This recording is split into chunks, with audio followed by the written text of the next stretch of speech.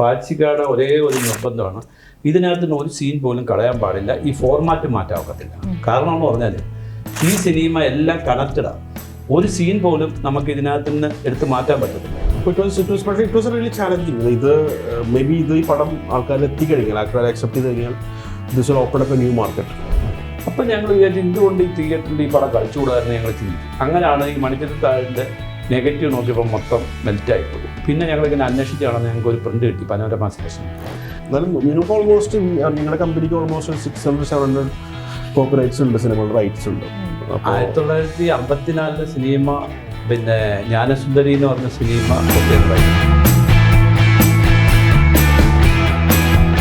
CPX ഇന്ന് കൂടെ ഉള്ളത് അജിത് രാജൻ എന്ന സോമൻ പിള്ള. സോ ഇപ്പം മണിച്ചിത്രത്താഴ് റിലീസ് ചെയ്യുകയാണ്. അപ്പം എല്ലാവരും സിനിമയുടെ ഓൺ സ്ക്രീനിൽ ആരൊക്കെയാണുള്ളത്, ഇതിൻ്റെ ഡയറക്ടർ ആരാണ്, പ്രൊഡ്യൂസർ ആരാണ്, ഇതൊക്കെ അറിയാം. പക്ഷെ ഇപ്പോൾ റിലീസ് ചെയ്യുന്നു, അതിൻ്റെ 4K റീമാസ്റ്റർ ചെയ്ത വേർഷൻ പുറത്തിറങ്ങുമ്പോൾ അതിൻ്റെ ഭാഗമായിട്ട് നിന്ന്, അതിൻ്റെ മെയിൻ കോറായിട്ട് നിന്ന 2 പേരാണ്. സോ ഇപ്പം റീമാസ്റ്റർ ചെയ്യുന്നത് ഇപ്പം പെട്ടെന്നുണ്ടായ ഒരു ഡിസിഷനോ അല്ലെങ്കിൽ പെട്ടെന്നുള്ള ഒരു പ്രോസസ്സോ അല്ല, ഇത് ഒരുപാട് നാളത്തെ ഒരു പ്രോസസ്സാണ്. സോ ആ പ്രോസസ്സ് എങ്ങനെയൊക്കെയായിരുന്നു, ഇപ്പം കുറച്ച് ദിവസം കഴിഞ്ഞാൽ ഇപ്പം പ്രേക്ഷകരിലേക്ക് എത്താണ്, ആ പ്രോസസ്സ് എങ്ങനെയായിരുന്നു? ഇത് പ്രോസസ്സ് എന്ന് വെച്ചാൽ ഞങ്ങൾ ഈ റീസ്റ്റോറേഷൻ എന്നുള്ളൊരു കോൺസെപ്റ്റ് ഞങ്ങൾക്ക് മനസ്സിൽ വരുന്നത് 2020 ഞങ്ങൾ കമ്പനി സ്റ്റാർട്ട് ചെയ്തപ്പോഴാണ്. മലയാളത്തിലങ്ങനെ ഈ അനലോഗ് ഫോർമാറ്റിൽ ഷൂട്ട് ചെയ്ത സിനിമകൾ ഡിജിറ്റൈസ് ചെയ്തിട്ടുള്ള HD-യിലോ 4K-ലോ ആക്കിയിട്ടുള്ള സിനിമകൾ ആരും ചെയ്തിട്ടുണ്ടായിരുന്നില്ല കുറേ കാലം. അപ്പം ഞങ്ങൾ നോക്കുമ്പോഴൊന്നും ചെയ്തിരുന്നില്ല. അപ്പം ഞങ്ങൾ ആ ഒരു ഗ്യാപ്പ് ഫില്ല് ചെയ്യാൻ വേണ്ടിയിട്ടാണ് ഞങ്ങൾ ഈ ഒരു പ്രൊജക്റ്റ് പൈലറ്റായിട്ട് സ്റ്റാർട്ട് ചെയ്തത് 2020. അപ്പോൾ ഞങ്ങളിപ്പോൾ ഇതുവരെ ഒരു 100 സിനിമകൾ മേലെ റീമാസ്റ്ററിങ് റീസ്റ്റോറേഷൻ ചെയ്ത് കഴിഞ്ഞു. അപ്പോൾ അങ്ങനെ അത് ആ ഒരു പ്രോസസ്സിലൂടെ ചെയ്ത് നോക്കുമ്പോൾ ആണ് ഞങ്ങൾ ഈ ഐക്കോണിക് ആയിട്ടുള്ള ഈ സിനിമ മണിച്ചിത്രത്താഴ് എന്തുകൊണ്ട് തിയേറ്റർ റിലീസ് ചെയ്തുകൂടാ എന്നുള്ളൊരു ആശയം വന്നത്. അപ്പോൾ ഒത്തിരി പേര് അതിനെ എൻകറേജ് ചെയ്തു. അപ്പോൾ it was not an easy task. കാരണം ഇതിൻ്റെ നെഗറ്റീവ്സും പോസിറ്റീവ്സും കിട്ടാൻ വളരെ ബുദ്ധിമുട്ടായിരുന്നു. അപ്പോൾ ടു അറൗണ്ട് 1.5 years ആശയം തുടങ്ങിയ സമയം തൊട്ട് ഇപ്പോൾ ഇവിടം വരെ എത്താൻ 1.5 കൊല്ലത്തോളം എടുത്തു. അതിൻ്റെ വീഡിയോ റീസ്റ്റോർ ചെയ്യാനും അതിൻ്റെ ഓഡിയോ രണ്ടാമത് ഡോൾബി അറ്റ്മോസ് ഫോർമാറ്റിൽ മിക്സ് ചെയ്യാനൊക്കെ ടു ലോങ് ടൈം. കാരണം സിനിമ മോണോയിൽ മിക്സ് ചെയ്തിട്ടുള്ള സിനിമയാണ്. അന്നത്തെ കാലത്തെ സിനിമകളൊക്കെ അങ്ങനെയാണ്, മോണോയിലാണ്. അപ്പോൾ അതിനൊരു ഡോൾബിയിലേക്ക് അറ്റ്മോസിലേക്ക് ആക്കണമെങ്കിൽ കുറേ ഒരു ടെക്നിക്കൽ എഫേർട്ട് വേണമായിരുന്നു. It took some time. പക്ഷെ ultimately at the end of the day it came out so well. നിങ്ങൾക്ക് തിയേറ്ററിൽ പോകുമ്പോൾ മനസ്സിലാക്കാം അതിൻ്റെ ക്വാളിറ്റി വന്നിട്ട് ഒത്തിരി. നമ്മളതുപോലെ വീഡിയോ തന്നെ നമ്മൾ പണ്ടും ശ്രദ്ധിക്കാത്ത പല എക്സ്ട്രാ ഡീറ്റെയിൽസും നമുക്ക് സിനിമയിൽ വലിയ സ്ക്രീനിൽ കാണുമ്പോൾ നമുക്ക് കാണാൻ പറ്റും. അപ്പോൾ ദിസ് ഇസ് ഹൗ ഇറ്റ്.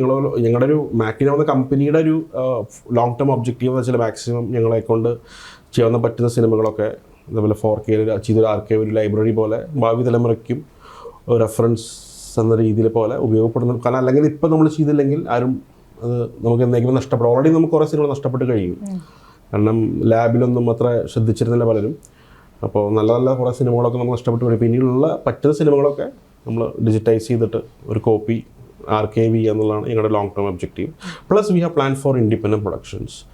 ഒത്തിരി ഇൻഡിപെൻഡൻ്റ് ആയിട്ടുള്ള പ്രൊഡക്ഷൻ ചെയ്യാൻ, നല്ല പ്രൊജക്ട്സ് കിട്ടിയാൽ പ്രൊഡക്ഷൻ ചെയ്യാനും അതേപോലെ TV വെബ് സീരീസ് ചെയ്യാനൊക്കെ പ്ലാനുകളുണ്ട്. ഇപ്പം സോമൻ ചേട്ടൻ ഒരുപാട് വർഷങ്ങളായിട്ട് സിനിമ ഇൻഡസ്ട്രിയിൽ നിൽക്കുന്ന ഒരാളാണ്. ഇപ്പം മണിച്ചിത്രത്താഴ് 93 റിലീസായി, അത് തിയേറ്ററിൽ വിറ്റ്നസ് ചെയ്തു ആൻഡ് റീമാസ്റ്റർ ചെയ്യുന്ന ഈ ഒരു തീരുമാനത്തിലേക്ക് എത്തിച്ചേരുകയും ചെയ്തു.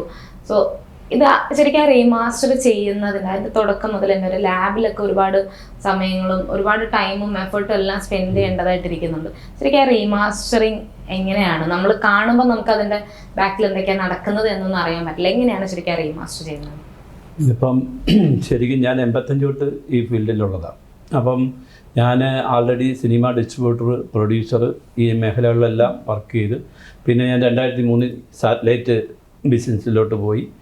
അങ്ങനെ ഞാൻ 2016 ഞാൻ സ്വന്തമായിട്ട് ശ്രീ മൂവീസ് എന്ന് പറഞ്ഞ ചാനൽ തുടങ്ങിയത്. അത് കഴിഞ്ഞതിന് ശേഷം ഈ 2020 ഞാനും അജിത്തും കൂടെ ചേർന്നാണ് മാറ്റ്നീനോ എന്ന് പറഞ്ഞ ചാനൽ തുടങ്ങുന്നത്. അപ്പം അതിനു മുമ്പ് വരെ ഞാൻ ഇങ്ങനെ പല പടവും ചെയ്തപ്പോൾ എനിക്കിങ്ങനെ ഒരു ഐഡിയ, ശങ്കർ എന്ന് പറഞ്ഞ നമ്മുടെ ഒരു സുഹൃത്ത് ആടൂരുള്ളതാണ്, പുള്ളിയാണ് ഞങ്ങളുടെ ഈ കളർ കറക്ഷനും ഇതെല്ലാം ചെയ്യുന്നത്. അപ്പോൾ അദ്ദേഹം പറഞ്ഞു ഇതുപോലെ നമുക്ക് റീമാസ്റ്റർ ഇന്ത്യയിൽ ആരും ചെയ്തിട്ടില്ല, നമുക്ക് അങ്ങനെ ഒരു പടം ചെയ്താൽ എന്താണ്. അങ്ങനെ ഞങ്ങൾ അന്ന് ഇതിന് വലിയ എമൗണ്ടാണ്, സാമ്പത്തികമായിട്ട് നല്ല എമൗണ്ട്, ഒരു 3-4 ലക്ഷം രൂപ ചിലവ് വരും. അങ്ങനെ ഞങ്ങൾ ദേവദൂതൻ എന്ന് പറഞ്ഞ സിനിമ നെഗറ്റീവ് എടുത്ത് ഞങ്ങളിത് ചെയ്ത് അത് നല്ല രീതിയിൽ അത് ചെയ്യാൻ പറ്റി. ഞങ്ങളുടെ ആ ഒരു ചാനലിൽ കൂടെ അത് നല്ല രീതിയിൽ പ്രൊമോട്ട് ചെയ്തു. അത് കഴിഞ്ഞപ്പം ഞങ്ങളിങ്ങനെ അജിത്തും ഒക്കെ ആയിട്ട് ആലോചിച്ചിട്ട് നമുക്കിങ്ങനെ കുറേ സിനിമ ചെയ്യാമല്ലോ എന്ന് ചോദിച്ചു. അങ്ങനെ ഞങ്ങൾ പോകുന്ന സമയത്ത് 2020 പെട്ടെന്ന് കോവിഡ് വന്നു. ഈ കോവിഡ് വന്നപ്പോഴത്തേക്ക് ഈ എല്ലാ ലാഭവും പൂട്ടിപ്പോയി. AC ഒന്നും ഇടാതെ കംപ്ലീറ്റ് നെഗറ്റീവും മെൽറ്റായിപ്പോയി ഒരുവിധപ്പെട്ട. അപ്പോൾ അതിന് മുമ്പ് നമ്മളെടുത്ത കുറച്ച് പടങ്ങൾ മാത്രമേ നമുക്ക് ചെയ്യാൻ പറ്റുള്ളൂ, ബാക്കിയെല്ലാം ഡാമേജ് ആയിപ്പോയി. പിന്നെ ഞങ്ങൾ ഇതിനെക്കുറിച്ച് ഒരുപാട് സർവേ നടത്തി, പലയിടത്തും പ്രിൻറ്റും കാര്യങ്ങളും എല്ലാം ഇങ്ങനെ അന്വേഷിച്ചു. പലയിടത്തും വെളിയിൽ, ഇന്ത്യക്ക് വെളിയിലും, അതുപോലെ പനോരമ സെലക്ഷന് പോയ പ്രിൻ്റ്, അക്കാഡമി എന്ന് വേണ്ട എല്ലാ സ്ഥലങ്ങളിലും ഞങ്ങളിങ്ങനെ ഈ പ്രിൻറ്റിന് വേണ്ടി അന്വേഷിച്ചുകൊണ്ടിരിക്കുക. അപ്പോൾ ഈ ചില സ്ഥലത്തിന് വരുന്ന പ്രിൻറ്റ് 6 റീലേ കാണത്തുള്ളൂ, ചിലപ്പോൾ 4 റീലേ കാണത്തുള്ളൂ, പകുതി കാണത്തുള്ളൂ, ഇങ്ങനെയുള്ള പടങ്ങൾ. പിന്നെ ഞങ്ങളെ കൊണ്ട് മാക്സിമം അന്ന് കവർ ചെയ്യാവുന്നതെല്ലാം കവർ ചെയ്തെന്ന് പറഞ്ഞാൽ ഇതിനകത്തുള്ള ഒരു പ്രശ്നം എന്ന് പറഞ്ഞാൽ പല പ്രിൻറ്റുകളും കൊണ്ടുവരുമ്പോൾ അത് വർഷങ്ങളായിട്ട് ഡാമേജ് ആയതിൻ്റെ ഒരു ബ്ലൂ കളറായിരിക്കും. അതിനകത്ത് പിന്നെ റെഡ് കളറായിരിക്കും, ബ്ലൂ ചാനലും കാണത്തില്ല, പിന്നെ ഗ്രീനും കാണത്തില്ല. അപ്പോൾ അതൊക്കെ എങ്ങനെ സോഫ്റ്റ് ചെയ്യാൻ പറ്റും എന്നുള്ളതിനെക്കുറിച്ച് ഇങ്ങനെ ഞങ്ങൾ ഒരുപാട് ഗവേഷണമൊക്കെ നടത്തി. ഇങ്ങനെ അതിനൊക്കെ നിൽക്കുന്ന സമയത്ത് പല ആൾക്കാരുടെ ഉപദേശങ്ങൾ നമുക്ക് കിട്ടി. ഇങ്ങനെ വിദേശ രാജ്യങ്ങളിലുള്ള പല ആൾക്കാരും പറഞ്ഞു ഇതിന് സോഫ്റ്റ്വെയർ ഉണ്ട്, ഇന്നതുണ്ടെന്നൊക്കെ പറഞ്ഞു. അങ്ങനെ ഞങ്ങൾ ഈ കേരളോത്സവം എന്ന് പറഞ്ഞ സിനിമ നടത്തുന്ന സമയത്ത് അവർക്ക് കുറേ പടങ്ങൾ വേണമായിരുന്നു.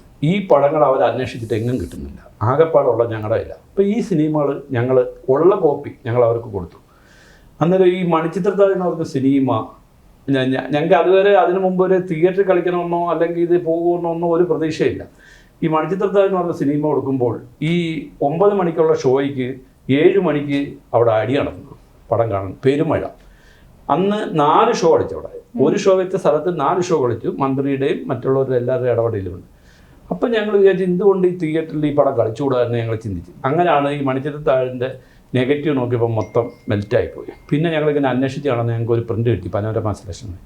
ആ പ്രിൻ്റ് വെച്ച് ഞങ്ങൾ ഇത് 4Kയിൽ സ്കാൻ ചെയ്ത് റീസ്റ്റോർ ചെയ്തു, റീമാസ്റ്റർ ചെയ്ത് വളരെ കഷ്ടപ്പെട്ടാണ് നമ്മൾ ഈ ഒരു, ഇന്നിപ്പോൾ നിങ്ങൾ ഈ കാണുമ്പോൾ അറിയാൻ പറ്റും ഈ പടം ഈ ഒരു രൂപത്തിലാക്കിയെടുത്തത്.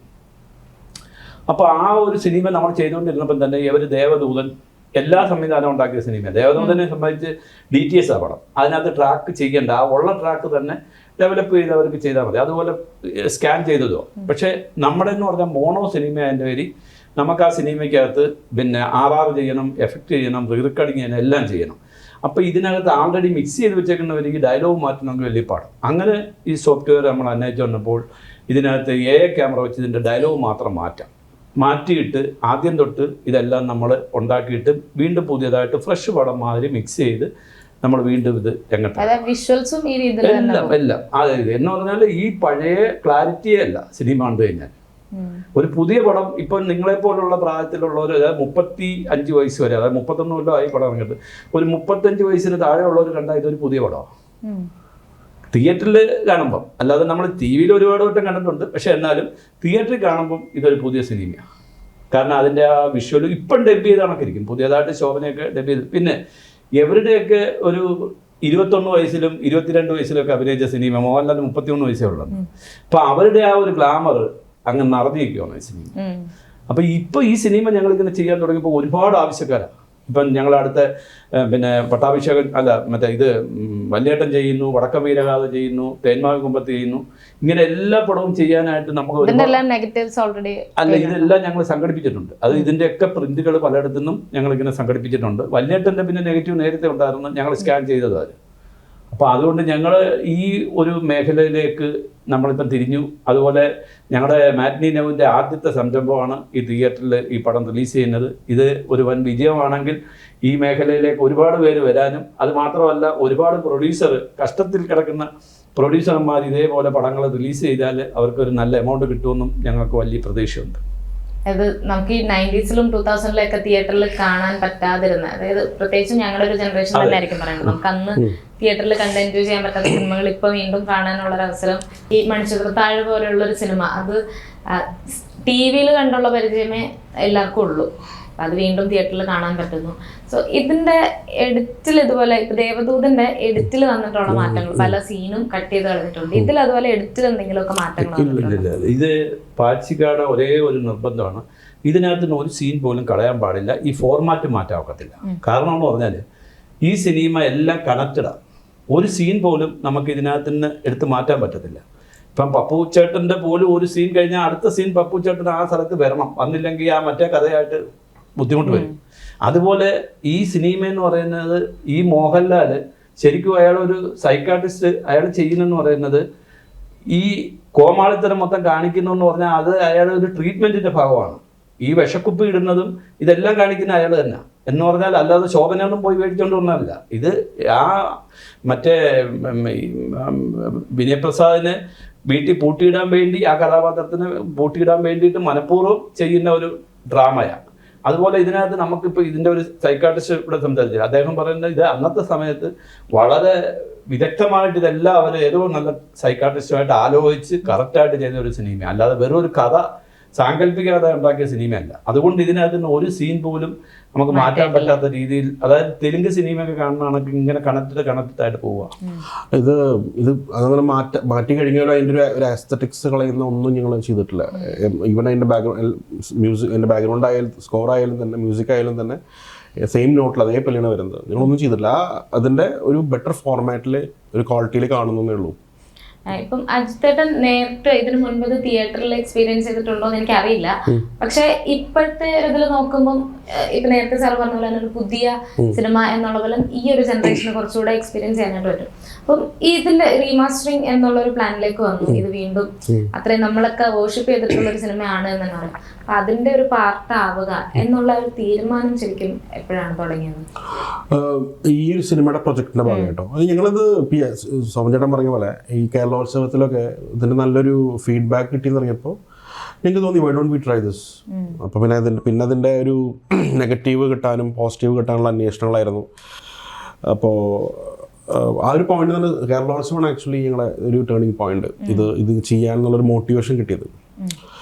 അപ്പോൾ then it just happened. അങ്ങനെ ടെക്നിക്കൽ ഞങ്ങൾ ടീം നന്നായിട്ട് ഇതിൽ ഒത്തിരി ടൈം സ്പെൻഡ് ചെയ്തിട്ടുണ്ട്, എഫേർട്ട് ഇട്ടിട്ടുണ്ട്. ഇതൊരു ഈ ഒരു അനലോഗിൽ ഷൂട്ട് ചെയ്ത പടങ്ങൾക്ക് DTS ഒന്നും അല്ലാതെ മോണോയിൽ ഉള്ള പണ്ടത്തെ സിനിമകളൊക്കെ ഈ ക്വാളിറ്റിയിലാക്കാൻ കുറേ എഫേർട്ട് ഉണ്ട്. കാരണം മോണോയിലെല്ലാം ഈ നമ്മുടെ വോക്കൽസും ബാക്ക്ഗ്രൗണ്ട് സ്കോറൊക്കെ കൂടെ ഒറ്റ ചാനലിലൂടെ വരുന്നത്. ഡോൾബി അറ്റ്മോസിൽ അറൗണ്ട് 11+ ചാനൽസ് ഉണ്ട് ഇപ്പോഴത്തെ ഡോൾബി അറ്റ്മോസ് ഫോർമാറ്റിൽ. അപ്പോൾ അതിനെ വോക്കൽസ് മാത്രം നമ്മളൊരു സോഫ്റ്റ്വെയർ പ്ലഗിൻ വെച്ച് ഐസൊലേറ്റ് ചെയ്ത് പിന്നെ അതിൻ്റെ ബാക്കിയുള്ള മ്യൂസിക്കും സംഭവങ്ങളൊക്കെ പഴയ പോലെ തന്നെ മിക്സ് ചെയ്തിട്ട് it's a long process. Around 8 മാസത്തോട് തിങ്ക സൗണ്ട് ശരിയാക്കാൻ വേണ്ടി മാത്രം. അപ്പോൾ ഇറ്റ് വാസ് റിയലി ചാലഞ്ചിങ്. ഇത് മേ ബി ഇത് ഈ പടം ആൾക്കാരിൽ എത്തിക്കഴിഞ്ഞാൽ, ആൾക്കാരെ അക്സെപ്റ്റ് ചെയ്ത് കഴിഞ്ഞാൽ this will open up a new market. ഇതുപോലെ നമ്മൾ കാണാതെ നടക്കുന്ന ഒരുപാട് സിനിമകൾ ഒത്തിരി സാധ്യതകളുണ്ട്. അപ്പോൾ ഇതിൻ്റെ ഒരു നമ്മളെപ്പോഴും ഒരു പ്രേക്ഷകരുടെ അവരുടെ ഒരു ഫീഡ്ബാക്കിനെ ബേസ് ചെയ്തിട്ടല്ല നമ്മൾ നെക്സ്റ്റ് സ്റ്റെപ്പ് എടുക്കുക. അപ്പോൾ if this accepted there are many projects in the pipe line. അതൊക്കെ ഇതിന് മുൻപ് വർക്ക് ചെയ്തിട്ടുള്ള സിനിമകൾ ഏതൊക്കെയാണ്? ഞങ്ങൾ കുറേ പടങ്ങൾ ചെയ്തിട്ടുണ്ട്. പക്ഷെ ഓൺലൈൻ ഞങ്ങളുടെ ചാനൽ നോക്കി കഴിഞ്ഞാൽ അറിയാം. ഞങ്ങളിപ്പോൾ ഭരതൻ സാറിൻ്റെ വെങ്കലം ചെയ്തിട്ടുണ്ട്, അതേപോലെ ഭരതൻ സാറിൻ്റെ MT സാറിൻ്റെ താഴ്വാരം ചെയ്തിട്ടുണ്ട്. അതുപോലെ പിന്നെ ഞങ്ങൾ ആദ്യം ചെയ്ത് വെട്ടം, അതേപോലെ ഞങ്ങൾ 100 സിനിമകൾ മേലെ സിനിമകൾ ഞങ്ങൾ ഈവൻ തമിഴ് സിനിമകൾ ചെയ്തിട്ടുണ്ട്, റീസ്റ്റോർ ചെയ്തിട്ടുണ്ട്, ഹിന്ദി ചെയ്തിട്ടുണ്ട്. ഞങ്ങൾ കുറേയൊക്കെ കോപ്പറേറ്റ്സ് ഉള്ള സിനിമകളാണ് ചാനലുണ്ടായിരിക്കും. അപ്പോൾ പിന്നെ തിയേറ്റർ റിലീസ് പ്ലാൻ ഉണ്ടെങ്കിൽ ഞങ്ങളിപ്പോൾ അപ്പോൾ അത് ഹോൾഡ് ചെയ്ത് വെക്കും. എന്നാലും ഞങ്ങൾക്ക് ഓൾമോസ്റ്റ് ഞങ്ങളുടെ കമ്പനിക്ക് ഓൾമോസ്റ്റ് ഒരു 600-700 കോപ്പറേറ്റ്സ് ഉണ്ട്, സിനിമകളുടെ റൈറ്റ്സ് ഉണ്ട്. 1954 സിനിമ പിന്നെ ജ്ഞാനസുന്ദരി എന്ന് പറഞ്ഞ സിനിമ തൊട്ട് ഞങ്ങളുടെ കയ്യിലുണ്ട്. അതിൻ്റെ 4K ചെയ്തിട്ടുള്ള ബാലൻ, ഇതൊക്കെ എല്ലാ സംഭവങ്ങളും നമ്മുടെ കയ്യിലുണ്ട്. ഈ ബാലൻ പോലുള്ള സിനിമകളൊക്കെ എങ്ങനെയായിരിക്കും ഇനിയും? അതിന്റെ ഒന്നാമത്തെ കാര്യം, ഇന്നത്തെ ജനറേഷനൊന്നും ആ സിനിമ കാണാൻ പറ്റുമെന്ന് എനിക്ക് അറിഞ്ഞുകൂടാ. കാരണം നമുക്കത് അങ്ങോട്ട് ഇത് വല്ല അവാർഡിനോ അല്ലെങ്കിൽ വല്ല അങ്ങനെയുള്ള ഫെസ്റ്റിവലിനോ എല്ലാം കാണിക്കാൻ പറ്റും. പക്ഷെ നമ്മളെ പുതിയ ജനറേഷന് കാണിക്കാൻ പറ്റുന്ന സിനിമ എന്ന് പറഞ്ഞാൽ ഇപ്പം ചട്ടക്കാരി പോലുള്ള പടം, ഞങ്ങൾ അങ്കിൾ ബെണ്ണ്, ഇതൊക്കെ റീസ്റ്റോറും റീമാസ്റ്ററും ഒക്കെ ചെയ്ത പടം. അപ്പം അങ്ങനെയൊക്കെയുള്ള പടങ്ങൾ ചിലപ്പം ഇപ്പം നോക്കത്താതെ ഒരു കണ്ണും നട്ട് ഇങ്ങനെയൊക്കെയുള്ള സിനിമ ചിലപ്പോൾ ഇപ്പോഴും ജനങ്ങൾ ഇഷ്ടപ്പെടുമായിരിക്കും. പിന്നെ ഈ ഗോഡ് ഫാദർ ഇപ്പം ഞങ്ങൾ ചെയ്യാൻ പോകുന്നുണ്ട്. അപ്പം അങ്ങനെയുള്ള തിയേറ്റർ റിലീസാണ്. അപ്പം അങ്ങനെയുള്ള സിനിമകൾ നമ്മൾ ഉദ്ദേശിക്കുന്നുണ്ട്. പക്ഷെ എപ്പോഴും ഈ ഒരു 35-40 വയസ്സ് വരെയുള്ള കാലഘട്ടത്തിലുള്ള പടമേ നമുക്ക് ഇനി റിപ്പീറ്റ് പോകാൻ സാധ്യതയുള്ളൂ തിയേറ്ററിൽ. കാരണം അല്ലാത്ത പടങ്ങൾ ഇപ്പോഴത്തെ യുവതലമുറയ്ക്ക് കാണുമ്പോഴേ അത് പൊരുത്തപ്പെടാൻ വലിയ ബുദ്ധിമുട്ടായി. ഈ പൊരുത്തപ്പെടുന്നതിന്റെ മാത്രമല്ലാതെ അതിന്റെയൊക്കെ ഈ പ്രിന്റ് കിട്ടുക എന്നുള്ളതിന്റെ പ്രിന്റ് കിട്ടാൻ ബുദ്ധിമുട്ടായിരിക്കും. പിന്നെ എവിടെന്നെങ്കിലും ഒപ്പിച്ചാൽ പോലും നമ്മൾ ഇന്നത്തെ ടെക്നോളജിയിലല്ല അന്ന് ചെയ്തേക്കുന്നത്. ഒന്നാമത് ഭയങ്കര നോയ്സ് ആയിരിക്കും, എരപ്പായിരിക്കും. കാരണം അന്നൊക്കെ ഈ സ്പോട്ട് ഡബിങ് ആണ്, ഇപ്പോഴത്തെ കണക്ക് ഉള്ള പരിപാടിയല്ല. കംപ്ലീറ്റ് സംസാരിച്ചുകൊണ്ടിരിക്കുമ്പോൾ തന്നെ കാറ് പോകുന്ന കേൾക്കാം, ഫാൻ കറങ്ങുന്ന കേൾക്കാം, അങ്ങനെ ഭയങ്കര പ്രശ്നങ്ങളായിരിക്കും. അപ്പം അത് നമുക്ക് ഇപ്പോഴത്തെ ആൾക്കാർക്ക് അതൊക്കെ കാണുമ്പോൾ ഒരു ബുദ്ധിമുട്ടായിട്ട് തോന്നും. അതൊന്നും നമുക്ക് ചെയ്യാൻ പറ്റത്തില്ല, കാരണം അത് പ്രിന്റിനകത്ത് ഇരിക്കുന്നതല്ല. ഇല്ലെങ്കിൽ നമുക്ക് ഇപ്പോഴത്തെ ഇനി അടുത്ത പുതിയ എന്തെങ്കിലും സംഭവം വരുവാണെങ്കിൽ, ഇപ്പോൾ ഒരു പുതിയ ടെക്നോളജി വന്നു, ഞങ്ങൾ അത് വെച്ചാണ് ഈ മണിച്ചിത്രത്താഴ് ചെയ്തത്. ഇതിനകത്ത് നോയ്സ് കംപ്ലീറ്റ് കളഞ്ഞു ഞങ്ങൾ, ഒരു പുതിയ സോഫ്റ്റ്വെയർ ആണ്. അതുകൊണ്ടാണ് സ്പോട്ട് ഡബിങ് അല്ല, സ്റ്റുഡിയോ ഡബിങ് തന്നെ. പക്ഷെ എന്നാലും ആ എടുക്കുമ്പോൾ സ്റ്റുഡിയോയിൽ തന്നെ നമുക്ക് ഒരുപാട് നോയ്സ് വരും. കാരണം ഈ സംവിധാനങ്ങൾ അന്നത്തെ കാലത്ത് കുറവാണല്ലോ. ഈ 93-ലൊക്കെ എന്ന് പറഞ്ഞാൽ ഇപ്പോഴത്തെ സംവിധാനമൊന്നും ഇല്ലല്ലോ. അപ്പോൾ ഇതുപോലുള്ള ഡോറുകളോ AC ഒന്നുമില്ല, ഫാൻ കറങ്ങുന്ന സൗണ്ട് ഇതൊക്കെ അതിനകത്ത് കേൾക്കും. അല്ലെങ്കിൽ ആ മൈക്ക് വീഴുന്ന സൗണ്ട് ഇതെല്ലാം അന്നത്തെ കാലത്ത് കേൾക്കും. പക്ഷെ അത് പടത്തിൻ്റെ കൂടാൻ പറയത്തില്ല. പക്ഷെ ഇപ്പോഴത്തെ കാലഘട്ടത്തിൽ ഇതെല്ലാം പെട്ടെന്ന് ചെറിയ ഒരു സംശയം ഉണ്ടെങ്കിൽ പോലും ആൾക്കാർ അപ്പോഴേ നോട്ട് ചെയ്യും. അതാ ഇതിന്റെ റീമാസ്റ്ററിംഗ്, വിഷ്വൽസ്, സൗണ്ട്, അങ്ങനെയുള്ള പല കാര്യങ്ങൾക്കായിട്ട് എത്ര സോഫ്റ്റ്വെയർസ് ആയിരിക്കും ഇതിന് യൂസ് ചെയ്യുന്നത്? അല്ല, അതിന് പല ടൈപ്പ് ഡാമേജിന് പല വെവ്വേറെ സോഫ്റ്റ്വെയർസിനാണ്. അതിൻ്റെ ലൈക്ക് എല്ലാ സോഫ്റ്റ്വെയറും എല്ലാം ഇഷ്യൂസ് അഡ്രസ് ചെയ്യാൻ പറ്റില്ല. അപ്പോൾ പല ടൈപ്പ് ആയിട്ടുള്ള ഡാമേജസ് വരാം ഈ പറഞ്ഞ സ്കാൻ ചെയ്യുമ്പോൾ. അപ്പോൾ ഞങ്ങൾ 3-4 സോഫ്റ്റ്വെയർസ് ഉപയോഗിച്ചിട്ടുണ്ട്. പിന്നെ കളർ ഗ്രേഡിങ്ങിന് ഞങ്ങൾ ഡാവിഞ്ചി, റിസോൾവ് പോലത്തെയാണ് ഉപയോഗിച്ചിട്ടുള്ളത്. ഇതിൽ AI-യുടെ ഹെൽപ്പും ഞങ്ങൾ AI ഹെൽപ്പ് എന്ന് വെച്ചാൽ ഈ വോക്കൽസ് അല്ലേ, ഇപ്പോൾ നമ്മൾ ഈ പറഞ്ഞാൽ മോണോ ട്രാക്കിൽ വോക്കൽസും ബാക്ക്ഗ്രൗണ്ട് സ്കോർക്ക് ഒരുമിച്ചാണ് അന്നത്തെ ഇതിൽ വരും ട്രാക്കിൽ. അപ്പോൾ ഞങ്ങൾ ഈ AI സോഫ്റ്റ്വെയർ വെച്ചിട്ടാണ് ഈ വോക്കൽസ് മാത്രം സെപ്പറേറ്റ് ആയിട്ട് എടുത്തു ഐസൊലേറ്റ് ചെയ്തത്. അപ്പോൾ AI-യുടെ ഒത്തിരി പിന്നെ കുറേ ഇപ്പോഴത്തെ അപ്ലിക്കേഷനൊക്കെ AI സപ്പോർട്ടഡ് ആണ്. അപ്പോൾ ദാറ്റ് മേക്സ് ഇറ്റ് ഈസി, കാര്യങ്ങൾ കുറച്ചുകൂടി ഫാസ്റ്റ് ആക്കും. പണ്ട് റിലീസ് ചെയ്തതിൽ ഇപ്പൊ കുറച്ചും കൂടി ഈസി ആകാൻ AI-യുടെ ഒരു സപ്പോർട്ട് ഉണ്ടായിരിക്കല്ലേ? അല്ലാതെ ഇത് ഇപ്പൊ നമുക്ക് തന്നെ ഉദാഹരണം, അന്നത്തെ കാലത്ത് ഈ മോഹൻലാലിനെ ഒരു കെണ്ടി എടുത്ത് എറിയുന്ന സീനുണ്ട്. അത് 4 കിലോയുടെ ഒരു കെണ്ടിയാണ്. ആ കെണ്ടി വീഴുമ്പോൾ അതിന്റെ സൗണ്ട് ഒരു പ്രത്യേക സൗണ്ട്. ഇന്നിപ്പോൾ ആ കെണ്ടി കിട്ടാനില്ല. അപ്പൊ ഇപ്പോഴത്തെ നമ്മളെ ഇതിനകത്ത് ചെയ്ത് കഴിഞ്ഞാൽ ഒരു പാത്രം വീഴുന്ന സൗണ്ടേ കിട്ടത്തുള്ളൂ. അപ്പൊ അതാ AI ക്യാമറയിൽ അത് എടുത്തിട്ട് അത് വീണ്ടും ബൂസ്റ്റ് ചെയ്ത് വീണ്ടും അതേ ക്വാളിറ്റിയിൽ എടുക്കും. അങ്ങനെയൊക്കെയുള്ള ഒരുപാട് സാധനങ്ങൾ നഷ്ടപ്പെട്ടു പോയിട്ടുള്ളത് നമുക്കത് പുതിയതായിട്ട് ഇങ്ങനെ ഈ സംവിധാനം ഉപയോഗിച്ച് ചെയ്യാൻ പറ്റും. അതുപോലെ ഈ ചിലങ്കയുടെ സൗണ്ട് ഒക്കെ ഒറിജിനൽ തന്നെ, അതല്ല അത് ആൾറെഡി ചിലങ്കയുടെ സൗണ്ട് ഒറിജിനൽ തന്നെ കിട്ടും. പോലീസിന്റെ അല്ല, ചിലങ്ക തന്നെ ഒറിജിനൽ ഉണ്ട്. അതുപോലെ തന്നെ ഈ ഫോളോ ചെയ്യുമ്പോൾ തന്നെ ആ പഴയ ഒരു താഴെ അതും ഇപ്പൊ കുറവായിരിക്കുമല്ലോ. അത് എല്ലാം നമ്മൾ ഒറിജിനൽ തന്നെ എടുത്തിട്ടുണ്ട് ഒരുപാട് സംഭവങ്ങൾ. കിട്ടാത്ത സാധനങ്ങൾ കംപ്ലീറ്റ് നമ്മൾ ഈ ക്യാമറ വെച്ച് ഒറിജിനൽ എടുത്തിട്ട് അത് ബൂസ്റ്റ് അപ്പ് ചെയ്യുന്നു. ഇപ്പം റീമാസ്റ്റർ ചെയ്തിപ്പോൾ ഇനി വളരെ കുറച്ച് ദിവസം മാത്രമേ ഉള്ളൂ റിലീസ് ആവാനായിട്ട്. സോ തിയേറ്ററിൽ വീണ്ടും ആൾക്കാർ കാണാൻ പോകുന്നു. ആദ്യമായിട്ട് കാണുന്നവരുണ്ട്, റീവാച്ച് ചെയ്യുന്നവരുണ്ട്, തിയേറ്ററിൽ ഒരു സെക്കൻഡ് വാച്ച് കിട്ടുന്ന ആൾക്കാരുണ്ട്. സോ എന്തായിരിക്കും ഓഡിയൻസിനോട് പറയാനുള്ളത്? നിങ്ങൾക്കിത് വന്ന് കണ്ടു കഴിഞ്ഞാൽ നഷ്ടമൊന്നും ഉണ്ടായിരിക്കില്ല. It will be worth A watch. കാരണം അങ്ങനെയല്ല, തിയേറ്ററിൽ തന്നെ കാണണം. കാരണം എന്താണെന്ന് പറഞ്ഞാൽ നമ്മൾ TV-യിൽ 50 വട്ടോ 60 വട്ടോ കണ്ടിട്ടുള്ള സിനിമ ആയിരിക്കും. പക്ഷേ ഈ തിയേറ്ററിൽ കാണുന്ന എക്സ്പീരിയൻസ് ഒരു വേറെ എക്സ്പീരിയൻസ് ആയി സിനിമ. കാരണം എന്ന് പറഞ്ഞാൽ ഇതിപ്പോൾ എന്ന് പറഞ്ഞാൽ നമ്മളെ അറ്റ്മോസ്ഫിയർ ചെയ്തേക്കുവാണ്. ഈ പണ്ട് കാലങ്ങളിൽ നമ്മൾ ഷോലെ എന്ന് പറയുന്ന ഒരു സിനിമ കാണുന്ന സമയത്ത് എനിക്ക് എൻ്റെ ചെറിയ പ്രായത്തിൽ കാണിക്കുമ്പോൾ അതിൻ്റെ ഒരു നാണയം എടുത്തെറിയുന്നത് ഇങ്ങനെ കറങ്ങി വന്ന് വീഴുന്നതായിട്ടുണ്ട്. ഇപ്പോൾ അതേപോലെയാണ്. ഇതിനകത്ത് ഒരു പാത്രം മേളിൽ നിന്ന് വിടുന്നത് ഈ 13 പടി പടപടപാട്ടം പറഞ്ഞ് വന്ന് നമ്മളെ താഴെ വന്ന് വീഴുന്നതായിട്ടാണ് നമുക്ക് തോന്നുന്നത് സിനിമ തിയേറ്ററിൽ നിന്ന് കാണുമ്പോൾ. അപ്പം അത് ഇപ്പോഴത്തെ ഒരു ഭയങ്കര വിജയം. അത് തിയേറ്ററിൽ കണ്ടെങ്കിൽ മാത്രമേ അത് നമുക്ക് മനസ്സിലാക്കാൻ ഒക്കത്തുള്ളൂ. അല്ലാതെ ഈ നമ്മൾ TV-യിലോ OTT-യിലോ കണ്ടാൽ ആ ഒരു എഫക്റ്റ് നമുക്ക് കിട്ടത്തില്ല. അതുകൊണ്ട് ഈ സിനിമ എല്ലാ പ്രേക്ഷകരും ഒരു വട്ടം കൂടെ തിയേറ്ററിൽ കാണണമെന്നാണ് ഞങ്ങളുടെ ഒരു ആഗ്രഹം. ഫാസിൽ സാറ്, സ്വർഗചിത്ര അപ്പച്ചൻ, ഇവരൊക്കെ എന്തായാലും ചെയ്തു വെച്ച വർക്ക് ഓൾറെഡി കണ്ടിട്ടുണ്ട്. തിയേറ്ററിൽ കാണാൻ വേണ്ടി വെയിറ്റിംഗ് ആണ്. അപ്പൊ അവരിത് കണ്ടിട്ട് അവരുടെ റെസ്പോൺസ് എങ്ങനെയായിരുന്നു?